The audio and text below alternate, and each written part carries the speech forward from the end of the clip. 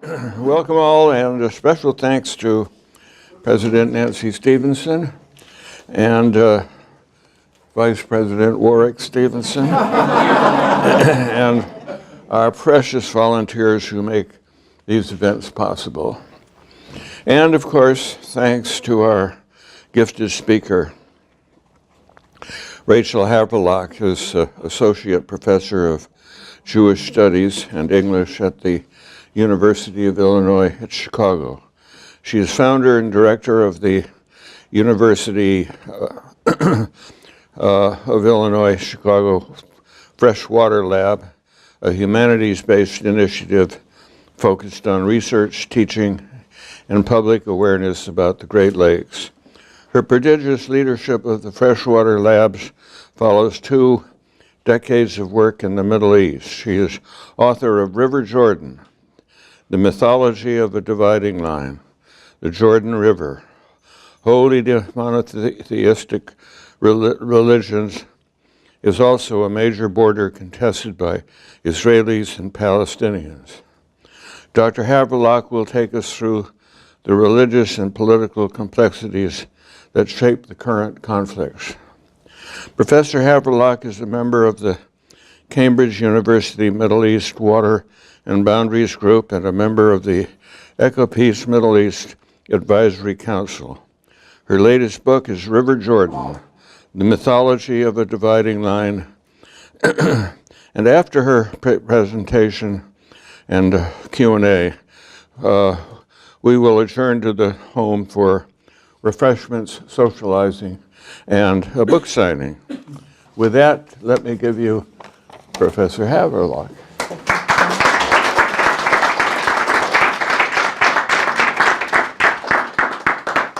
Thank you so much to the Stevenson Center and the Stevenson family for having me here today.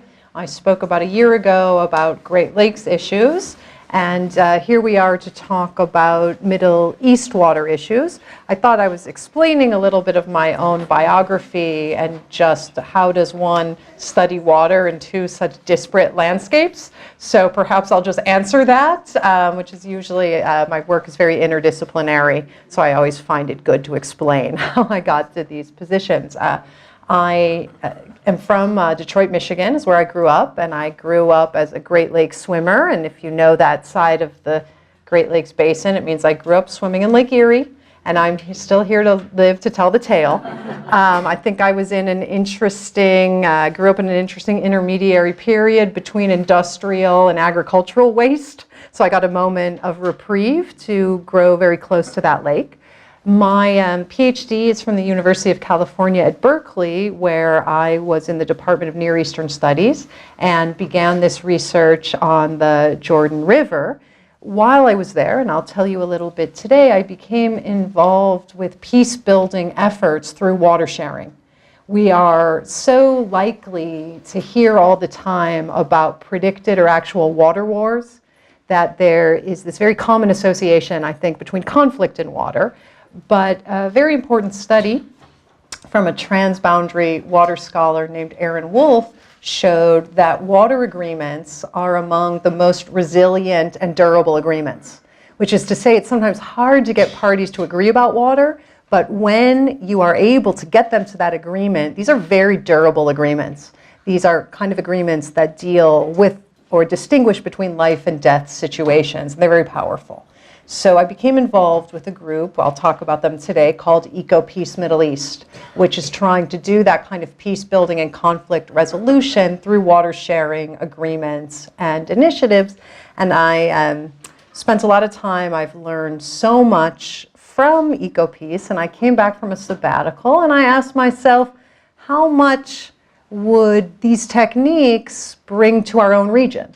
We obviously don't have war. In fact, they look to us for what people over the world see as the strongest and healthiest transboundary water organization, the International Joint Commission, that deals with the boundary waters between the US and Canada.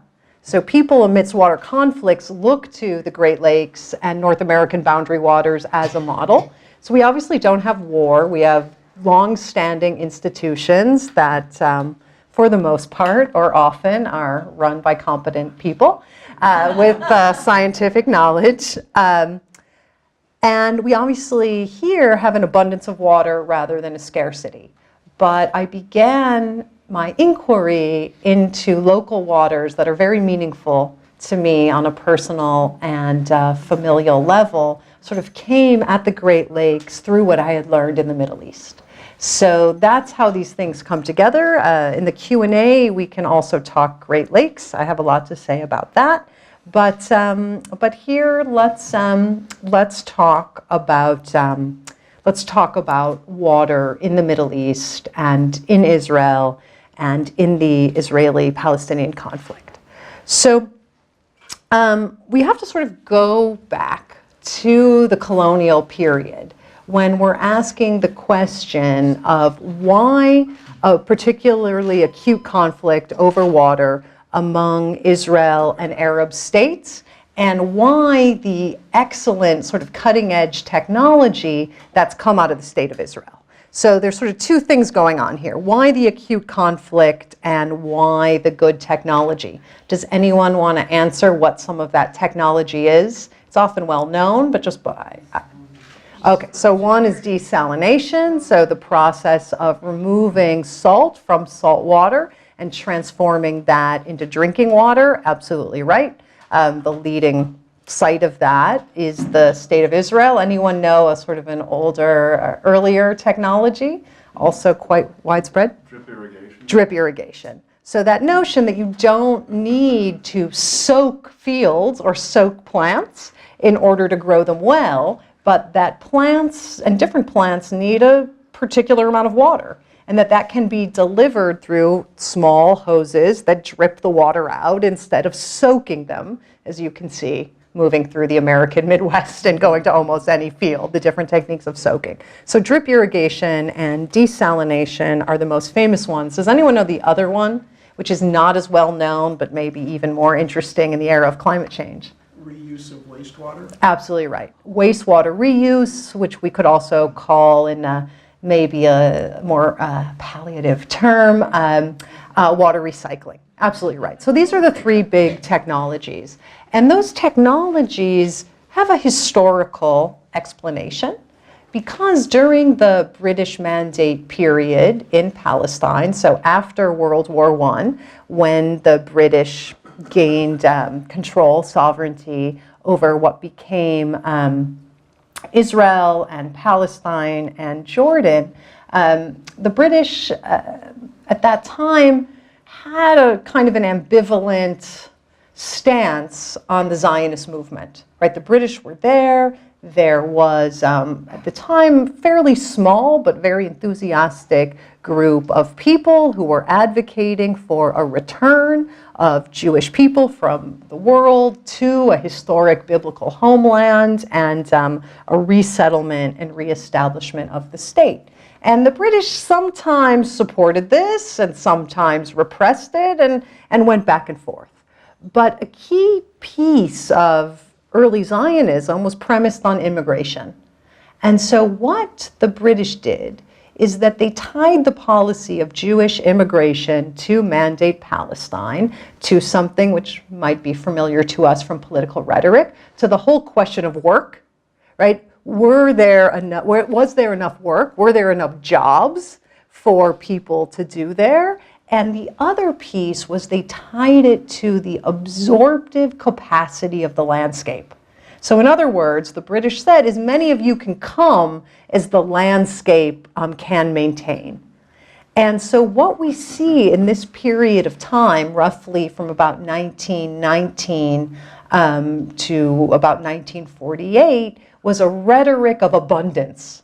Right? Because if you were an early Zionist and you wanted to immigrate or you wanted to facilitate the immigration of others, you were going to say this is a very abundant land and this can absorb us. So there was a particular focus on existing sources of water as a way of saying this can sustain us. Now the other piece that made water particularly important, and there's a kind of an ironic tragedy here, well, I'll again ask it as a question. So the French and British colonial governments were very keen on this part of the world, and they had successfully repelled the Germans from it. And so were they interested post-World War I in the Middle East for its water sources? No, you're all laughing because, of course, the interest was? Oil. Yes, it was. Okay, so you had this whole jockeying. This is another talk. I could go down this road for a long time, but I won't. But you had this whole jockeying for oil concessions. And a concession is kind of a key term here because the way that the modern Middle East was configured was such that together the oil company that became Total, that which became ExxonMobil, that which became BP, and that which became Shell owned the entire subterranean level of the Middle East.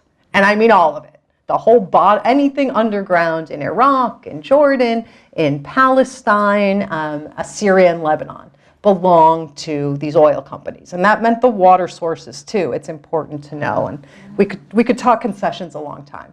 But that's what the empires were interested in. And meanwhile, you have the Zionist movement, and they were not tuned in to the race for oil, but instead were very interested in agriculture. Because a key part of the philosophy, and this is a complicated one indeed, but a key part of the philosophy ran that, and again, this has a lot of internalized elements that are problematic, but the philosophy ran that the Jewish body itself had somehow been atrophied by being in exile for so long, for being involved in intellectual work and urban work, that there was going to be like a great renaissance and transformation by engaging in agriculture. So there was a particular focus on acquiring land near sources of water and then using that available water to build up communities with an agricultural thrust. And this is the story, I'm sure many of you know it, and we can speak more about it, but this is the story of the kibbutz. This is acquiring land through a group that bought the land for these new immigrants. The Jewish National Fund bought the land near sources of water, and the idea was to live collectively and farm and conserve, because bringing more people over was dependent upon this image that the water could sustain people. Now, if you are a group of people learning how to farm and you don't really know how to do so, and you're settling in these areas, what sort of orientation towards water do you think would emerge out of that experience? Rather a proprietary one, right? Right? You know, rather a sense of saying this water is tied to our immediate survival, but you know, the thinking at the time was also this water is tied to the survival of the Jewish people.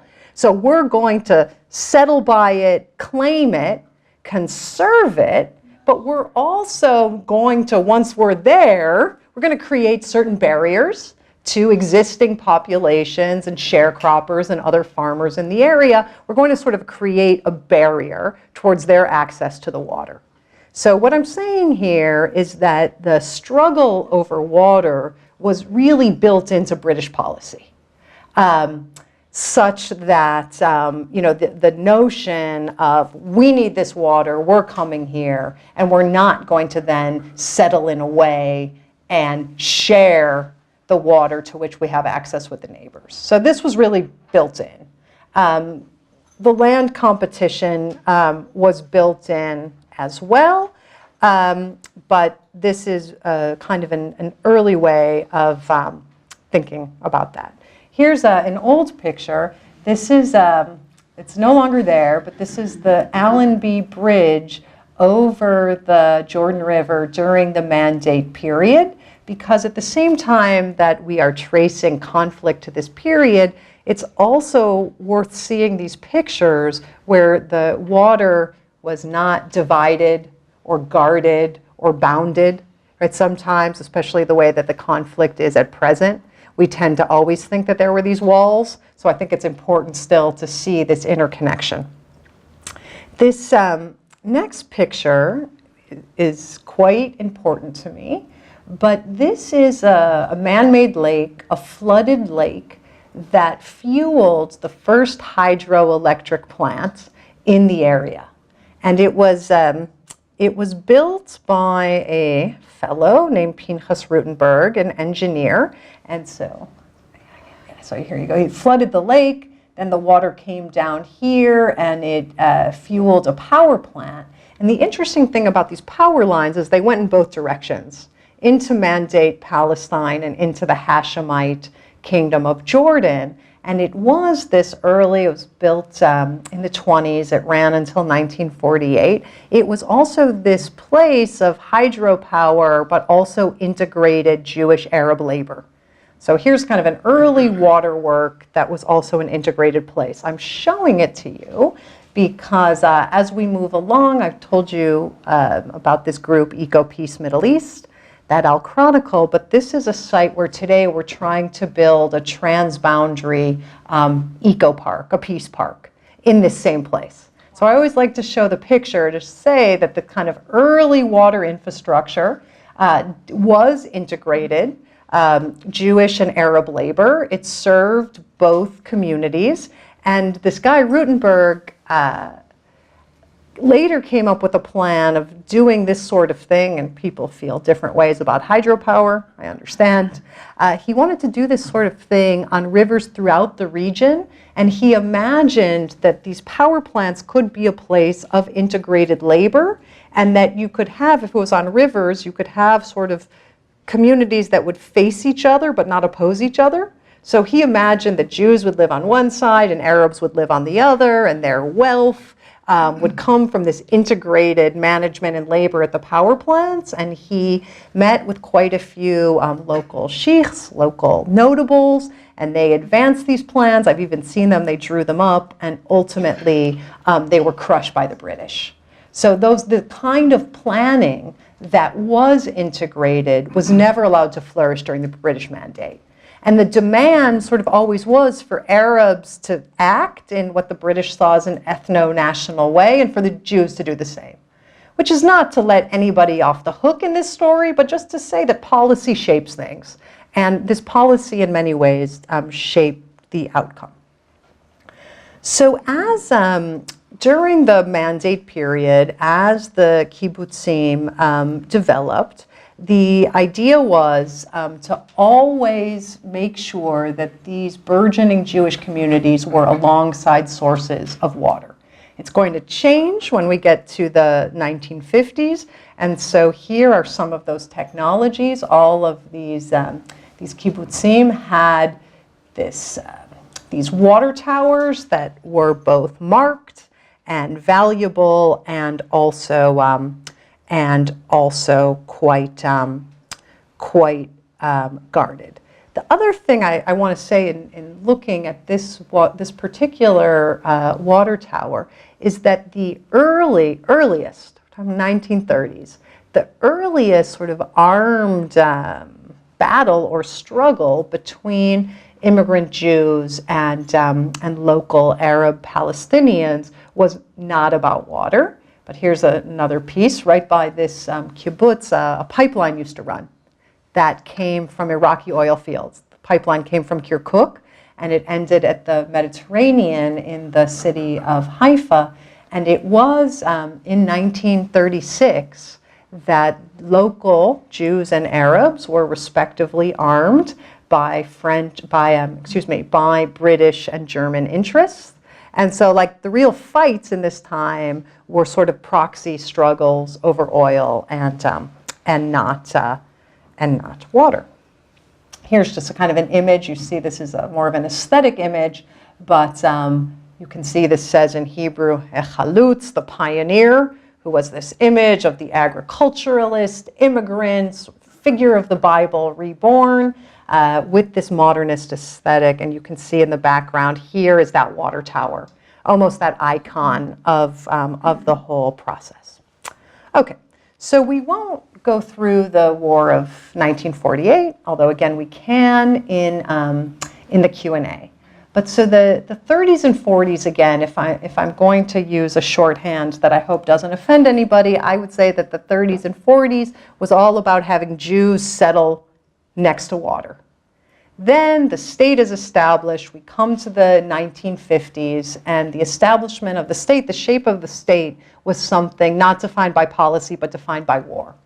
So it meant that Jews lived wherever they could, and so the process changed from Jews living alongside water to bringing water to Jews. And here is one of the biggest infrastructure projects ever in the state of Israel. This was commissioned and in many ways created by David Ben-Gurion, the first prime minister. This is the national water carrier. So essentially, this is a giant pipe. Oh, here, I see my notes that I should be more precise. 1951 was the decision to begin laying the pipes for the water carrier, and it stemmed from two aspirations: building a society on advanced technology and a desire to disperse the population over all parts of the land that could be claimed from the UN or from war. So here's a kind of a key rendering of it. So the water came from the Sea of Galilee or the Lake Kinneret, and it moved, right, kind of like a central artery through the country with these branches bringing water to communities. Now again, remember what I said about that early orientation towards water? It was so highly valued that it was not a premise of sharing, and here this is really infrastructure that expresses that position. Right, we're going to take the water from the lake and we're going to bring it explicitly to the doorstep of Jewish communities. Now, you should ask this about any infrastructure that's ever built, which is who does it serve and who does it not serve? Because in that whole question of who is served and who is not served by infrastructure, you get to see the whole dynamics of power. So this was not about bringing water by any means to Palestinian communities. This was about a redirection of the water as part of a state-building project. The laying of the water carrier began in 1953, and it ended in 1964. And more than 4,000 workers took part in building it. Now, it was also highly defined by security. Has anyone ever seen this image before, ever in their lives? No. Yeah, okay, this is an obscure one. Maybe one person has seen it before. Okay, a few people have seen this image before, but whereas often water is moved through canals or channels, those are visible. And because of the focus on security, these are largely underground pipes. Right, the idea, except for a certain small canal, which is just south of the lake and the Jordan River, most of this is underground, literally bored into the rock. Because moving the water was so deeply associated with protecting the water, and also, if I might say, having a kind of monopoly over the water as well. Now, this was huge because it was this delivery of water which enabled waves of Jewish immigrants to come and settle in Israel, and again, really created the state and its nature. It also is deeply associated with the origins of the Palestine Liberation Organization. Because in 1963, just as they were finishing it, the very first operations of the PLO went to try to blow up parts of the water carrier. So almost as soon as this infrastructure was created, so did the opposition against it. So these first operations were in 63 and 64. They failed. They did not blow up part of the water carrier, but it brought another level of securitization to this water carrier. And here you can see people inside of it creating the pipe itself. And here is one of the few exposed parts of the water carrier. Has anyone ever seen this? It's just south of the Jordan River where it comes out of the Sea of Galilee. Okay. So it means the minute that we move water through pipes and canals, which is what people do, it's infrastructure, it's how things are created, but at the same time, the piping of water also effaces the way water itself flows. And again, I'll ask it as a question. The name for the drainage and flow of a water system? Watershed. It's a watershed, okay? So it means the minute that we move water and we pipe it and we direct it to farmers or we direct it to the group that's in power, it means that the watershed is affected. So I want to, as we're following this story, I want us to kind of keep in mind the possible counter-narrative of the watershed. So here you can see a map of some of the watersheds in question. This upper part, here's the Sea of Galilee and the upper Jordan River. So this land on either side is part of the Jordan River Basin and the Sea of Galilee Basin. And we can see here the rest of the area would naturally be fed by aquifers. Right here in the eastern part of the Palestinian West Bank is the eastern aquifer, northeastern aquifer, western aquifer, and we're on our way. This coastal aquifer has, for all intents and purposes, already collapsed. They kept saying it's due to collapse in 2016, and 2016 came, and they said it's due to collapse in 2018. It's interesting, people are always loath to say the aquifer has collapsed, but in essence, this aquifer, we could talk about it, has already collapsed. This mountain aquifer has quite a few issues, and here the Jordan River is now at 4% of its historic flow. So right, we have to see that the end point of all of this, and it's a combination of the fossil fuel economy propelled by the companies that I mentioned earlier, ongoing conflict and power struggles and monopoly over water, but the upshot is not good for anyone in question, right? It's disappearing and degraded watersheds, but I want to keep this picture just in our minds as we move through. There was a water sharing plan. We cannot say that it was ever implemented, but during the time of President Kennedy, there was a delegation, the Johnston delegation, which brought Israel and all of the Arab states together, and they actually came up with percentages of how much each country could draw. And it was meant, in many ways, it was meant to be an American effort to sort of solve the conflict through water rather than land. And some interesting things happened. It was never ratified. The Arab states would not ratify the Johnston Plan, but the percentages were taken up until very recently.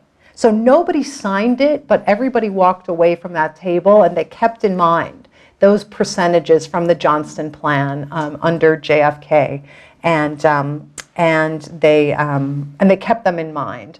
And they largely adhered to them until roughly about the late 1980s, early 1990s. Then a kind of a diversion fever overtook these different countries, right? It's also the time, well, we can go into, I'll tell you. Right, of course, it's also really the era of late capitalism. So the countries are now looked to increase growth in all sectors. And so the idea of increasing growth was diverting more water. So at that point, Syria in particular began building dams and diverting waters, particularly from the countryside into the cities. That act, which began at that point, is tied to the much later Syrian uprising. Because you had, as a result of that diversion of water in Syria, you had all of these long-standing rural pastoral people moving into the cities. They get to the cities, there's no social services, they have no network, they're completely disenfranchised. So Syria begins diverting more, Lebanon begins diverting more, Jordan, which has absorbed every wave of refugees one can imagine, is very worried about being left out. They begin diverting more. Israel begins diverting more. So the Johnston Plan, it did hold for close to 30 years, but because it was never ratified and there was no enforcement, closer to our own time, it was abrogated. Now, the story, again, is not all bad. In 1994, Israel and Jordan sign a peace treaty. Remember what I said at the beginning about Aaron Wolf, that water sharing are the most durable agreements? Right? This agreement effectively would not exist if there were not a water trading component. There is absolutely no will on the side of the Jordanians or the Israelis to have that peace treaty. But it is upheld and substantiated by a water transfer. And so the water transfer involves the two countries have to cooperate in maximizing and developing new sources of water. And Israel supplies Jordan each year with 50 million cubic meters of water.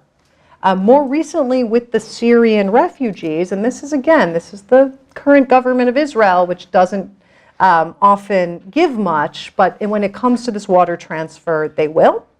And in exchange, there's a little river, like too small to, oh no, here it is, because it's a boundary. So this little Yarmouk River, much more symbolic than real, but Jordan allows Israel to withdraw 20 million cubic meters a year from that. So in other words, it's a little strange. I've been out there. It's like pipes run in two directions. From an engineering point of view, it doesn't make much sense, but it makes a lot of sense because this is the material substantiation of a peace treaty that would not exist without the water exchange. Okay. The landscape looks even more different today because, as we said, Israel is the world's leader in desalination technology as well as reuse technology. This kind of water has a different status. It's called produced water because when you draw water, even when you pipe it out of a lake or a stream or a river, right, there's a degree to which that comes from the rain and the ground and the aquifers. But now, and again, this is turning into a global trend, water is produced en masse in large manufacturing settings. Now, on the one hand, you could say, well, this is brilliant. This is how people in increasingly dry parts of the world are going to survive and weather climate change and the disappearances of sources of water. Do you think I'm going to tell you it's entirely a good story? Why not? What could be wrong with produced water? You don't have water, you need it, you build a factory, you make water. What's wrong? It uses energy Right away. Okay, so this is highly, highly energy intensive technology. The Saudis, this is even on record, when they started desal, they're like, we'll just take what we have a lot of, which is oil, and we'll pour it over water and we'll produce what we don't have. So it uses a tremendous amount of energy, and there are no incentives yet anywhere in the world to sort of look at the energy footprint of this. So you've got water sources drying up because of climate change and because of human manufacturing. So you're going to answer it with human manufacturing with a huge carbon footprint. So there's a kind of like a missing piece in all of this that's also of concern. I mean, once you have an entire country of people dependent on a water source, what if there's an oil embargo? So there's a lot that goes on. What else would be a problem with just manufacturing your way out of water loss? Okay.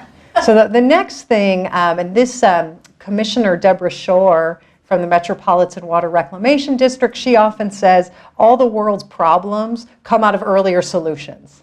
So, you know, we don't know what all of that extra salt is going to do to the oceans and the seas. No one knows yet, right? So they're extracting the salt from the water, and the technology is brilliant.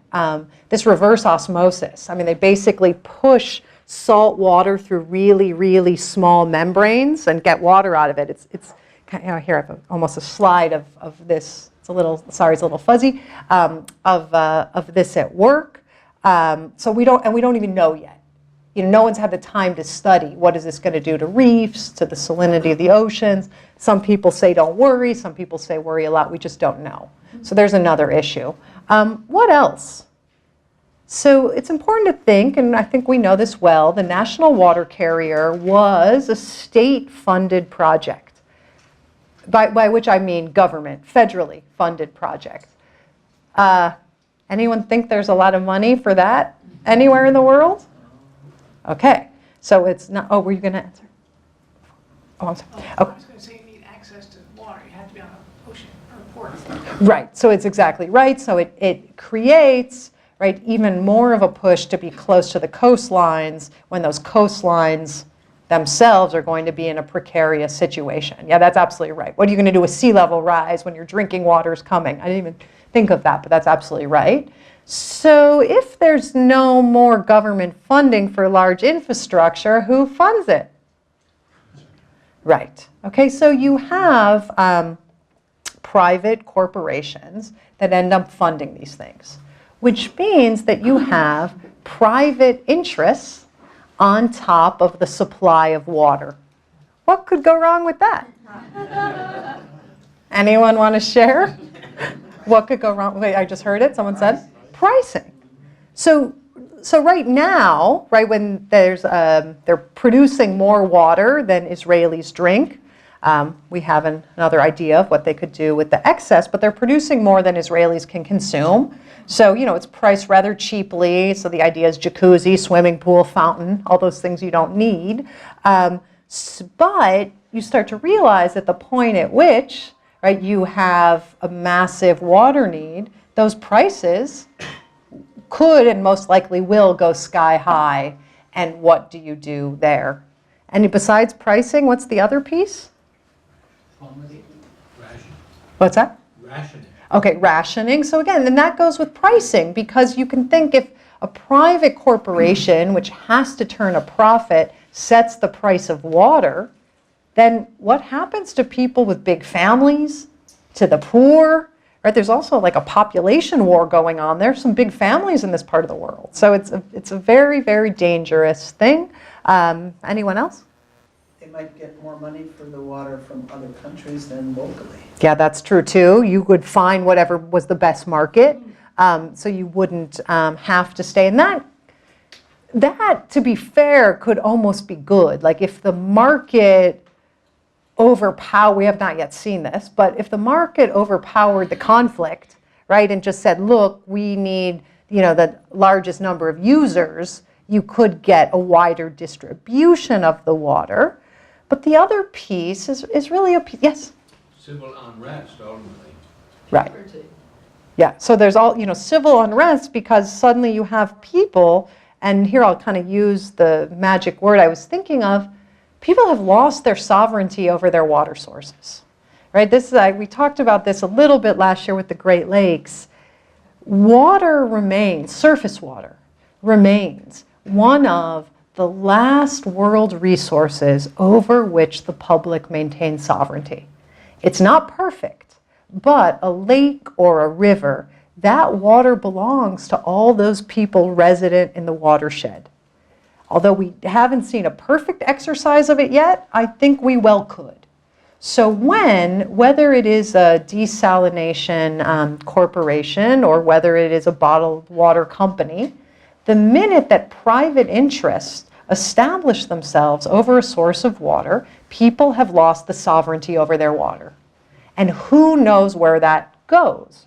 We don't quite know where it goes, but we do see in places in the state, in the country, in the world, where water has been privatized, that it usually means worse quality, less access, higher prices, and worse upkeep of infrastructure. But it could mean many, many different things, including, to your point, when you have a thirsty population and private companies over the water sources, it could well lead to these water wars. Couldn't this go back to what you said earlier about policy? Say more. Policy could drive the solutions to these dilemmas?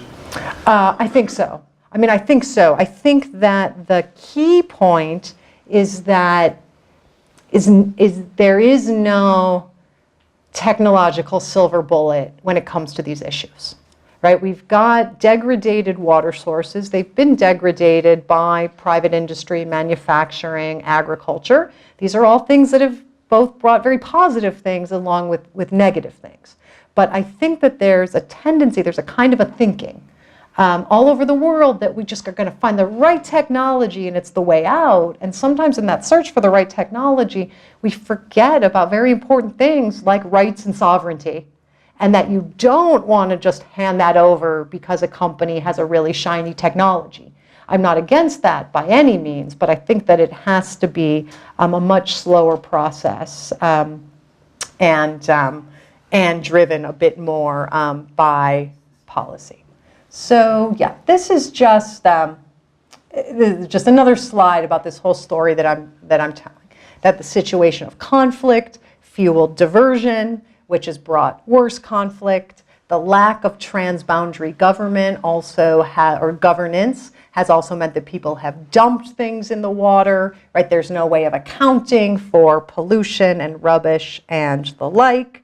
And here's just a slide about all the sad things facing the current Jordan River, right? This river holy to so many groups and the site of so many vital stories that define the monotheistic religion. The only thing that keeps water running through the Jordan River in the summer months is actually wastewater. So which is to say, if anyone goes in the summertime going for a baptismal trip, go in the upper Jordan. You heard it here. You don't want to go. Both Israel and Jordan have built these whole baptism complexes, but in the summer especially, you don't want to go in. Okay, so this is to say, I think you get the point that all of this diversion and pollution and lack of policy has created an acute crisis. Collapsed aquifers, depleted rivers and lakes. So where does one go from here? The suggestion that I want to leave you with is that we might be better off looking again to the flow of water and thinking where rain goes when it falls and how the systems themselves can support human, plant, and animal life. So I'm saying instead of thinking of contested boundaries navigated by creating pipes and the rest, why don't we reintroduce watershed thinking into the equation and think about how all the people resident in an area might work together to maintain and restore that watershed, and in the process of maintaining and restoring that watershed, define their common interest.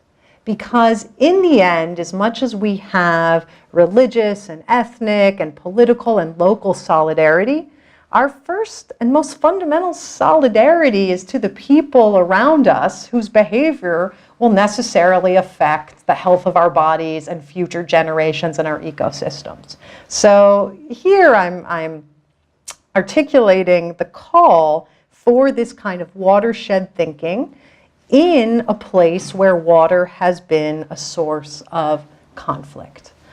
So here's another look at the Jordan Valley without the political boundaries, but thinking of it instead as an integrated valley. And so the practical way that Ecopeace Middle East has been working on this, I'm sorry the colors are not popping here, so it's hard for you to see the blue and the green and the red, but these boxes indicate these good water neighbor communities in which Jordanian, Israeli, Palestinian mayors and town councils and educators and artists and youth have for since the mid-1990s have sat together, have studied the watershed, have commissioned independent science reports about the future projections of the watershed, and then have engaged in collective planning. And this collective planning takes different forms. Up in this area, the Good Water Neighbors mayors established a wastewater treatment plant where there was none. They went and raised the money and agreed on the design, and it serves all the communities. This one is very dramatic. This is a Palestinian and an Israeli community on either side of the Gaza Strip. And here, when Gaza has been under siege, this Israeli community has mobilized the other cities to literally do water brigades and bring water in. So this is a very, very durable plan that has also led these mayors to go all over the world, as well as to their respective parliaments, and advocate for better water planning and water sharing.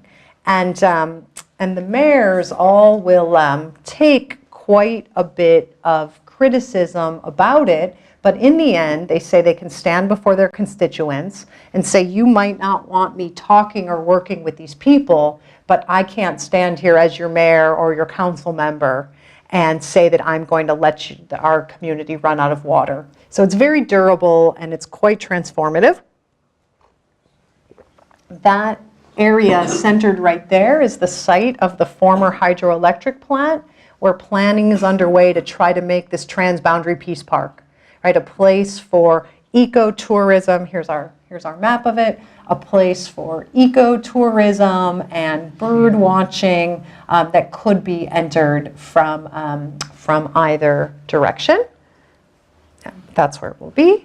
And finally, I know you can't quite see the terms of this, but I thought that you might want to know that these mayors from the Middle East have been here in Chicago on a delegation, and they met with mayors of the Great Lakes and St. Lawrence Cities Initiative. So we sat these mayors down together, and they immediately all understood that they're similar from very different parts of the world, but they're similar insofar as when there's a water problem in a city, there's no one that a mayor can punt it to.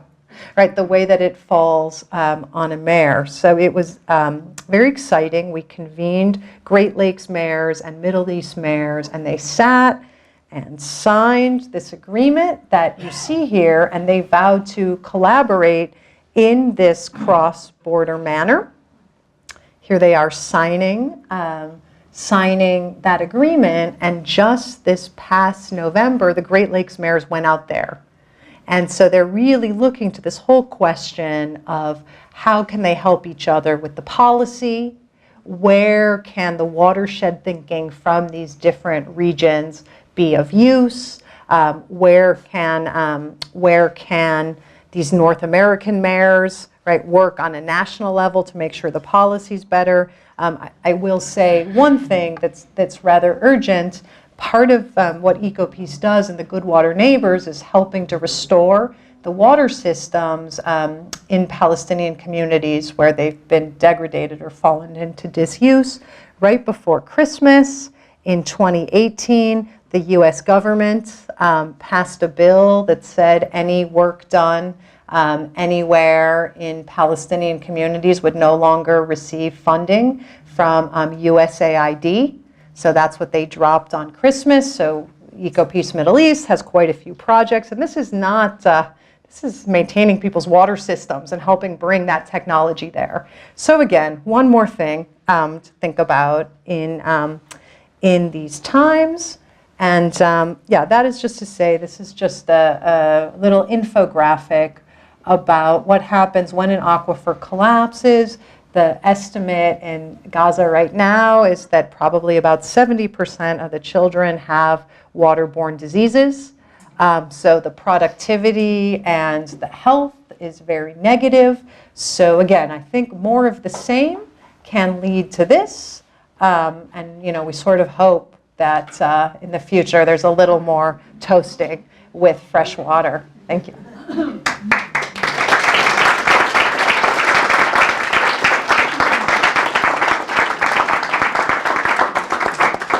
Okay, and is there any, should I just field the questions as You they? don't mind. Okay, certainly. Have there been any cybersecurity issues with the water technology? And whatever happened to the watershed controversy with Jordan, I think, on the go on? Okay, the water and cybersecurity, it's hard to, yeah, it's hard to know because they don't really tell you.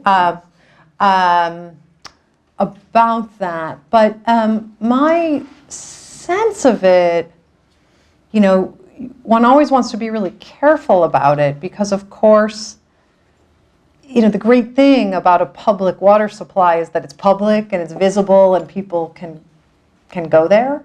But no, to my knowledge, the water supply is pretty secured, and that hasn't happened, although I don't know if I would quite know that. Okay, the issue in the Golan Heights is a Syria-Israel issue. And once upon a time, before the Syrian uprising, there were actually negotiations about water between Israel and Syria because they were trying, you know, because of the diversion issue, you know, they were trying to look at a framework of withdrawal that could be agreed upon. And there actually kind of was a decent moment about that. Obviously, Syria is completely off the table for any kind of negotiation, and so it's meant in Jordan, directly in this area, it's filled with millions of Syrian refugees. The camps are quite dramatic to see because you just see, you know, inhabitants of people in shanties and tents, and there's even not a tree in sight. On this case, with the Syrian refugee crisis in Jordan, Israel has upped its water supply to Jordan. I don't have a slide here about this because I brought the Good Water Neighbors, but we also have another proposal because it's one thing for a country that desalinates to provide it, and that's already not perfect, right? There are not, other than that pipe to Jordan, there aren't pipes that are going west-east, right? This is not a case where the pipes are going as far as they could and probably should. We've got a plan that we say is intended to kind of foster healthy interdependency, in which these have come online, solar farms in eastern Jordan, where it's quite sunny. And the idea is to do an exchange of that solar energy, maybe for these desal plants. And so there would be sort of like electricity lines that would bring the solar energy from Jordan through the Palestinian West Bank to Israel. And then in exchange, the desal water would come from Israel, go through the West Bank into Jordan. So, you know, we're trying to think about that same way that people are speaking now about, you know, whole models, you know, using nature as a model. So really thinking about that exchange of solar and desal. So, you know, we're not there, but at least the solar's come online.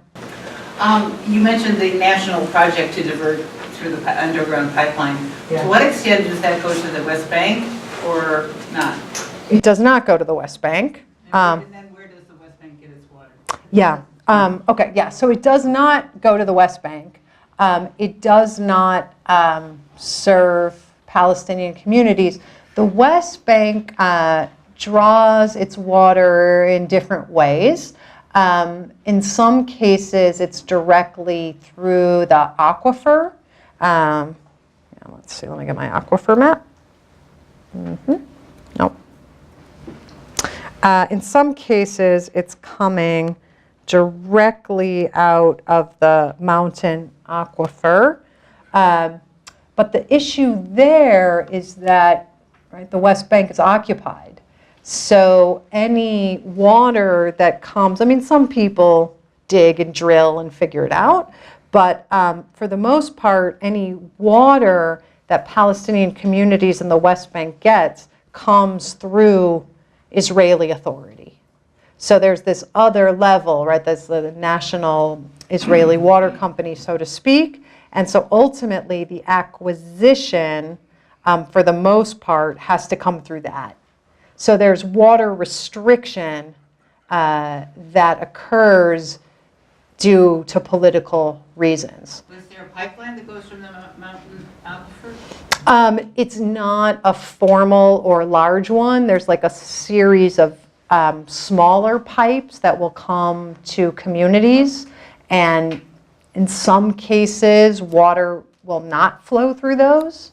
And in some cases, they will. There's some more rural communities that sort of depended on local springs and whatnot that have been degraded because of overdrawing and overuse and climate change. So there are places that are served by water being trucked in, and people have to buy it.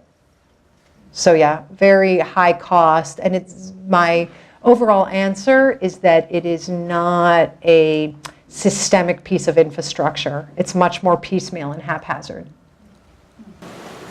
Just a couple of observations. The last time I was there, going down the Jordan Valley, the river is now about the height of these chairs, and it's about as wide as 3 roads. Yeah. I just came back from there, it wasn't even that full. I know. I mean, you cannot go on pulling and pulling and pulling water.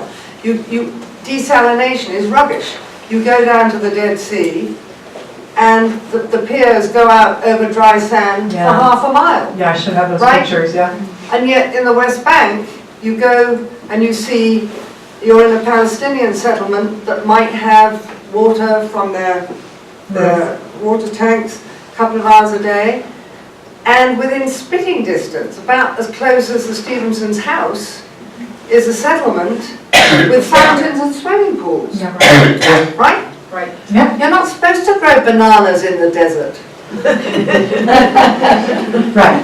So yeah. So here's the thing. So it's exactly right. You've got these two things together. You've got a completely asymmetrical form of distribution of water, such as you described, and you've got the depletion of natural sources. So they both have to be answered. And the question is, can you intertwine the answering of them? And so something that we've been trying to do with the Good Water Neighbors is that, you know, you can't just then capriciously say, I mean, although it would be good, here's more water. You know, what really has to happen is that all the people who live within a certain watershed have to have that power of collective decision making, right? So it's like a reestablishment of Palestinian sovereignty together with Israeli sovereignty over water, you know, seems to be really necessary.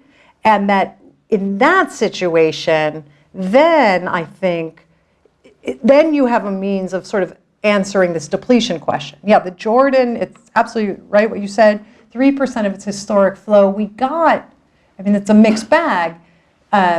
Because of desal and because the sort of issue, I forgot to say this, but sort of went, the early positions, Zionist positions about water was that it was very abundant, you know, in the era of immigration. Then it went to, it's very scarce, and we've got to conserve and protect and keep it here. And so now it's this kind of weird moment of sort of produced abundance. But so that's got a lot of problems. But on the one hand, how might that be used to, one, stop drawing from natural sources so that there can be a bit of recharge? And then two, how do you get more public buy-in, cross-sovereignty, such that the distribution question gets addressed? Because you can address the distribution, but if you don't address the power dynamic, it seems to be on unstable ground. Yes? I'm curious about what caused the disintegration of the watershed on the Mediterranean there.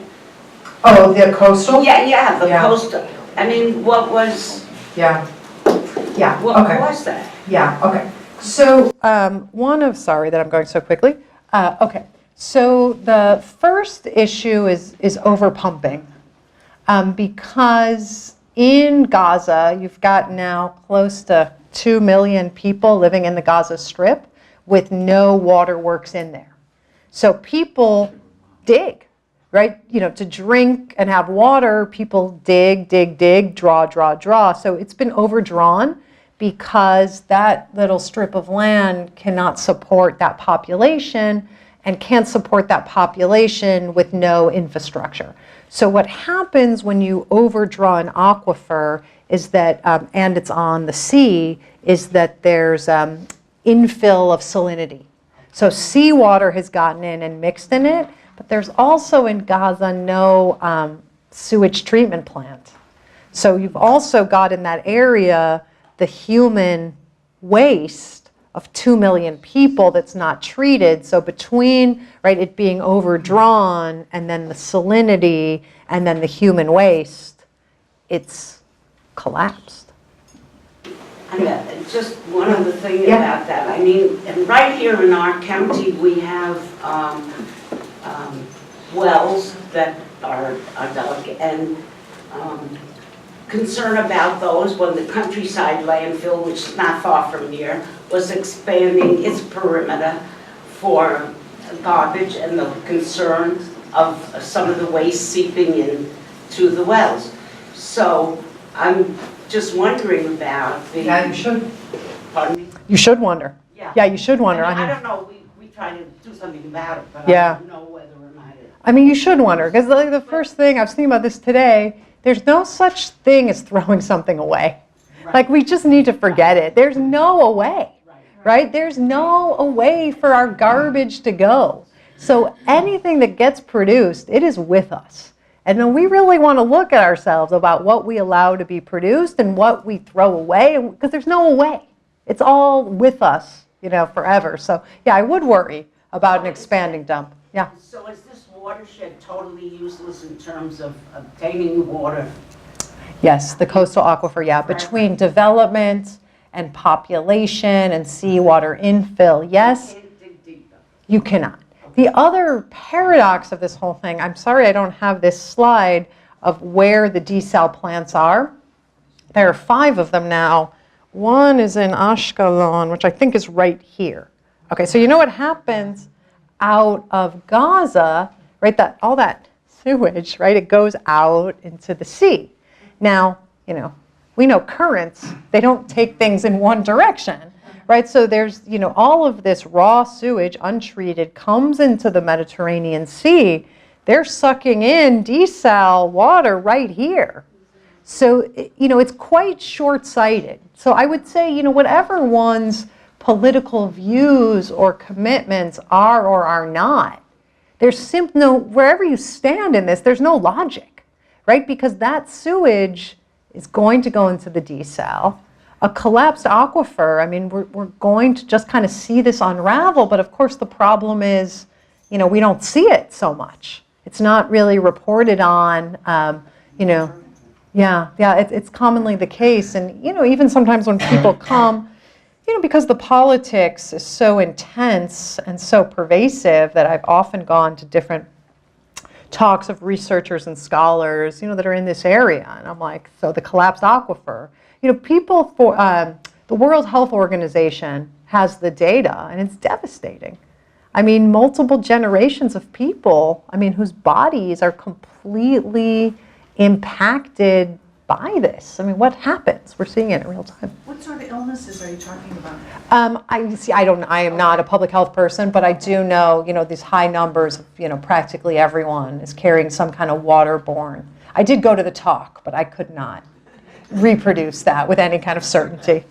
So I know there's politics between Israel and the Palestinians. But Israel has the technology and the know-how. Israel cares about children, and they go all over the world rescuing people, whether they're politically for them or not. Yeah. So why doesn't Israel help them? They could do, They go, they could help. They could make a water treatment plant. They could fix could. the aquifers. Yeah, they could. Even though they're Yeah. not in line politically, they could help the human They could. problem, and it would be helping themselves. Yes, it too. would. Okay. So that's my question. Yeah, it's a great question. And they most certainly could. And, you know, our Ecopeace, we try And really. they could still have their political problems to solve. Yeah. But they could do. Yeah, I mean, and groups try really hard. I'm going to make it a much more kind of domestic answer. In a certain way, it's because we, the citizens of the United States, don't insist upon it. I mean, there's a... I'm insisting upon it. We'll get you, you know, we'll get you the number because, I mean, you know, in a way, you know, so, I mean, there's a large, you know, there's a large subsidy that comes, you know, from us there. And I think there's also a lot of adoption And there's a lot of enchantment around this water technology. Well, I think, and it's helping Israel too. Yeah. They would do that. But I'm saying there's no, not to say no, there's groups and people are trying, but, if you've got the good technology and people invite your engineers and your high-tech people to all the conferences and you're lauded as having the answer, you get a large subsidy from the United States, and if no one ever says, okay, we might adopt your recycling technology, but with a policy insistence that you increase the amount of water to Gaza or the amount of electricity to Gaza, or you build a treatment plant, or you build pipes that go east, there's got to be global insistence upon it.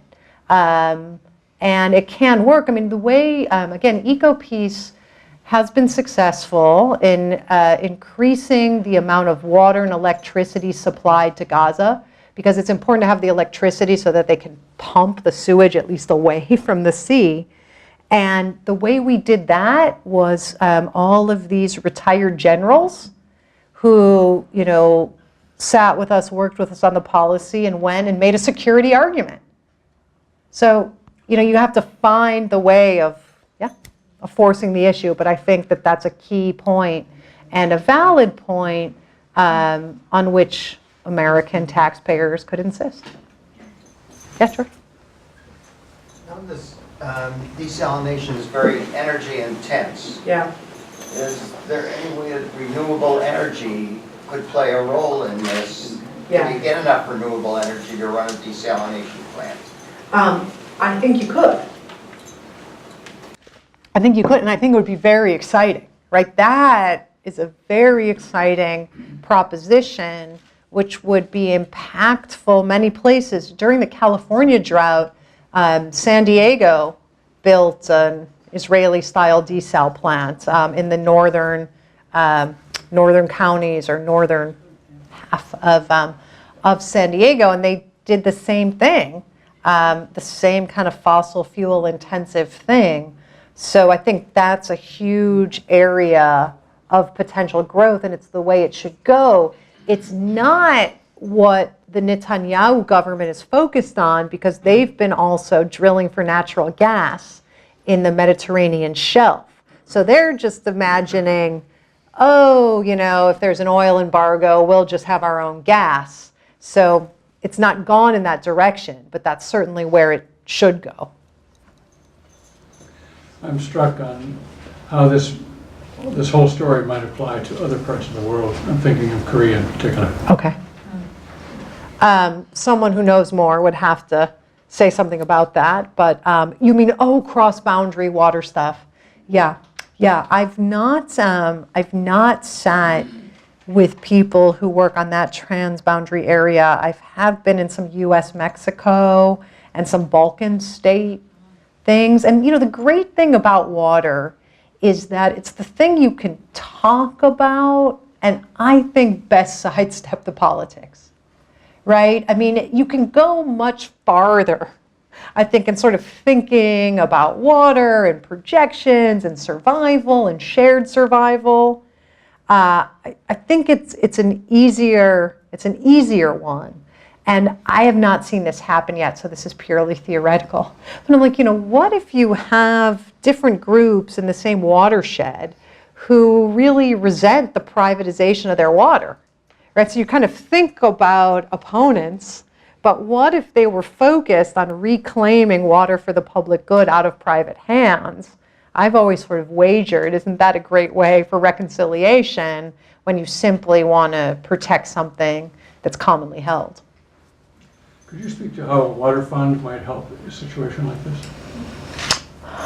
Yeah, I think a water fund could certainly help in a situation like this, because again, if you take watershed planning efforts, right, they've got to go and take those efforts, those policies and those plans, and they've got to shop it around. So where can you go? You can go to the World Bank, but the World Bank likes water infrastructure projects that are kind of flashy, and they like dams, they like reversing things. The World Bank has a strange, not always, but you can go to the World Bank, You can see what the UN has. USAID was behind a lot of good stuff, but I mean, it's literally evaporated. So yeah, I can see why a water fund could be very powerful, because when people come up with these good plans, they've still got to shop it around. And we kind of look what's going on to so many of these funding sites. So yeah, I think it could be quite powerful as a place to kind of move these things, so to bring the ideas closer to implementation. I think that does it. Thank you. One more question. I think this is important. One more, or I invoke cloture. From your assessment and point of view, what can we in this room do individually that you think would help make a difference? How can we create an awareness? What can we do? It's so frustrating when you don't have a sense that you can do anything about it. People don't know about this. Yeah, people don't know. That's true. I know. I feel that about like I just everything got I love. back from a trip and people were fighting about water. And people were on a bus and they had just come from Palestine, and I was on that part of the trip, but I was with the Israeli. I was like so embarrassed that the poor Israeli guy was getting yelled at by Americans about Palestine, but then I was talking to them about what they saw, and then I came back here and I talked to my Jordanian friends and my Israeli friends. It was like, oh, it's so complicated. So I'm very appreciative for the lecture today to learn. I just don't think people know about this, and how do you spread the word? And like this lady says, what do we want? What do we demand? We got so many problems in our own country right now, but how do you communicate it, because it's one world? Okay, I'll make a list of 5. I'll try to be concise. So Ecopeace Middle East, we also have all these materials, particularly about saving the Jordan, that we created for faith communities. So, you know, there's a curriculum for churches, for synagogues, for mosques. It's right, I can show you to the website, savethejordanriver.com. And so a whole way of, at your congregations, sort of talking about this holy historic river and making a pledge and getting involved. So I think that's a wonderful, wonderful thing to do. Again, I think it's really great that the Great Lakes St. Lawrence Cities Initiative has partnered with these mayors. That's GLSL Cities. So I think, you know, that's a great way. If your mayor is not a part of that organization, you can say, you know, I want my mayor to be in this. I think it's great that the mayors are going, that they went and saw the water issues that people are facing in the Middle East. So I think that's a real positive thing. You know, again, I know I'm on the board, but this work, you know, is Ecopeace Middle East. It's great to donate and advocate for them. They go a couple times a year to DC and, you know, lobby different people. So that is key, and I can tell you more about that afterwards. The cutting of funds to any project that works in Palestine by USAID is devastating. I mean, again, they labeled this in a terrorism bill. We're talking about people and children and families. This is not, that is terrifying. When they went and spoke to Senator Durbin, they did it right before Christmas, no less. Senator Durbin didn't know anything about it. So again, I think like those calls, you know, that why when USAID had done this great work and helped to stabilize places, why was that abruptly cut off? And then it goes to this other thing, right? I mean, I think it's, you know, the tax, what do I want to call it? The subsidy, the funding towards Israel, it's, you know, it's mostly weapons. Yeah. So I think, you know, when that comes up, you know, so when that comes up, I think it's, you know, I think that's like a great moment, and maybe even something out of here to say, you know, how about building some pipes that go east with that American money? You know what I mean? So those would be that's my list of 5 things that I would say.